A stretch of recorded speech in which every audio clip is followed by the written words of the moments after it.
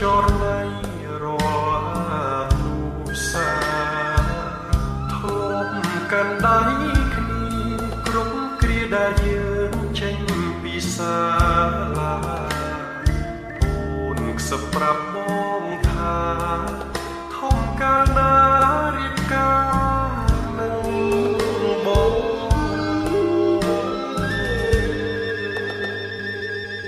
អ្វីប្រែប្រួលពេលនេះនិមលត្រូវរៀនបន្តបានត្រឹមជួបឲ្យស្ងួនបានល្អសំដូចបំណងទុំ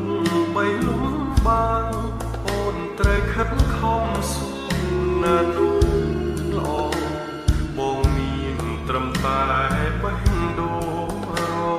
ចាំអូនរៀនចប់បរិញ្ញាបេះដូងអ្នកស្រីចាំស្នេហ៍នោះថ្ងៃមកណាព្រួយក្នុងចិន្តាខ្លាចជីវ៉ាព្រួលប្រែចិត្តផ្សេង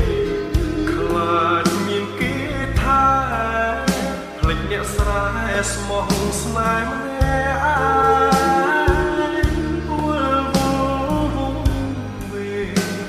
មិនដឹងថ្លែងប្រាប់អ្នកណា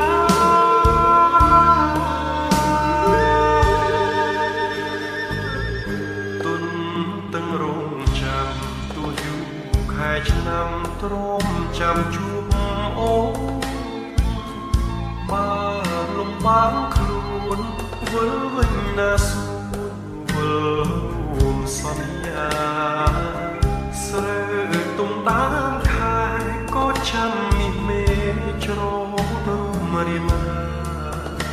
ខ្ទមស្រែក្រោមខែភ្លឺថ្លាសួររកជីវ៉ា